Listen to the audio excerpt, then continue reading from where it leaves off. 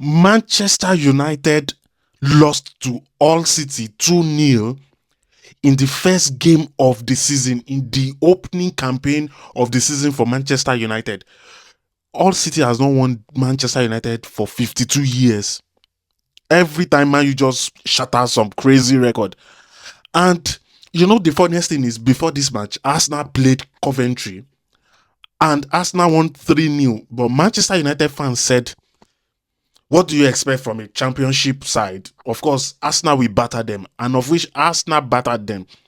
Going by that logic, when Manchester United played the same Hull City the following day, Hull City is also a newly promoted side. We all expected Manchester United to also batter Hull City, at least if not 3-0, 2-0. But what happened? Reverse is the case. Hull City is actually the one that trashed Manchester United. If you watch the game, you'll see how disjointed Manchester United looks. I know, calm down before you vex. I know this season is still far, and I know it has a long way to go. But what about Manchester United fans? Is this how Michael Carrick wants to instill confidence in them? Is this how Michael Carrick wants the team to trust them? Do you know the funny thing is, I've done a lot of interviews with people on the street, at the football pitch, and I keep saying, are you sure that Michael Carrick is not introducing Manchester United fans to a lifestyle that they will not be able to sustain? Because it's very easy to be an interim coach, and then because you're a new coach, you came to save the situation, you bring in a new aura, then you're not playing few games, and people are just looking up to you. It's very easy to, pilot the team. We've seen a lot of interim coaches do well, and then when they become permanent coach, the reverse is the case. And this is one of the reasons why I feel like I don't trust Michael Carrick. Anyway, I told a Manchester United fan, I don't trust Michael Carrick. He said, don't worry, that's why you're not a Manchester United fan. I'm going to find him and I'm going to ask him how he felt after the match. Manchester United looked like they were really, really destroying. They played like a team that did not play the friendly at all. And they were the one pushing the agenda that if Carrick had started the season with them, they would have won the league. Now, Carrick has started the season with them. Is this how they will win the league? It's easy to say that the season is still far. First game of the season does not matter. Yes, it doesn't matter, but every 3 points matters in the Premier League. At the end of the day, is an accumulation of what you've done so far. Again, losing an opening game is not the problem. Losing an opening game in this manner. Now, Manchester United needs extra work to restore fans' confidence, even to restore players' confidence. It's different when you tried and you played really well and you lost maybe by 1 goal, or maybe the VAR, or a controversial decision from the referee, or a late minute winner or something like that. It's a different thing. But when you lose 2-0 first game of the season to a newly promoted club, a club that has not defeated you in 52 years, I mean, it has a lot to say. It has a lot to say. And Manchester United is the first big team to lose the game in the Premier League this season. Because I would not say Coventry. Coventry lost to Arsenal, them. So, but we are not really bothered about Coventry loss.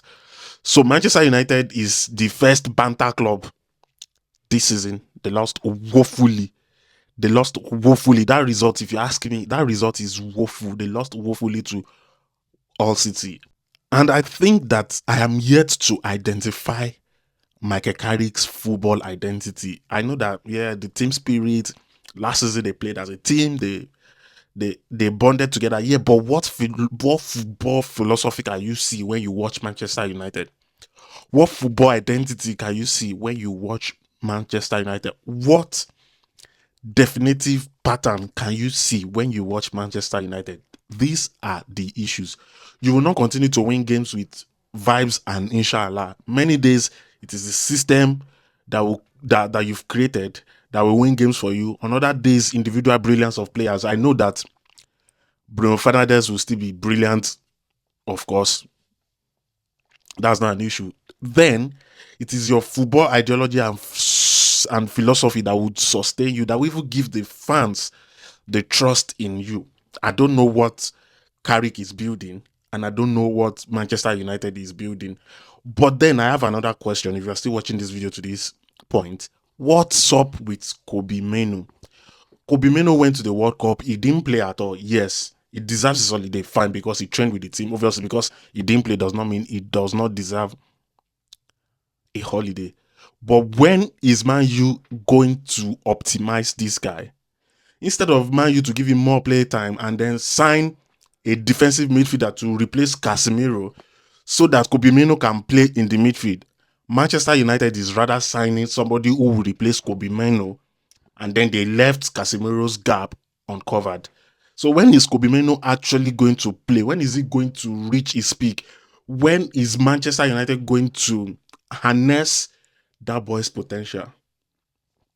I didn't watch much of Manchester United preseason game, but I know for sure that if Kobbie Mainoo had played those preseason games and he did well, we would have seen the hype all over the social media. So technically, he had a few games and all of that. Why is Kobbie Mainoo not playing for Manchester United? Check Arsenal. Miles Lewis Kelly is already playing for them. This boy has talent, is a different breed of central midfielder that can withhold press, that can offer the team a lot of things. Rather than that, they still went to Chelsea to sign Andre Santos, who is going to take over his shirt when he's ripe and mature enough to start. And I just get him a 6, a proper DM that would fill in Casemiro's gap, and then now you can play good football from the middle.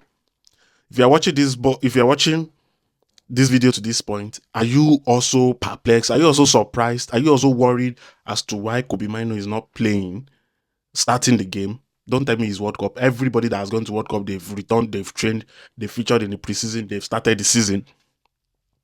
Also, let me know your disappointment about the scoreline where all City won Manchester United 2-0.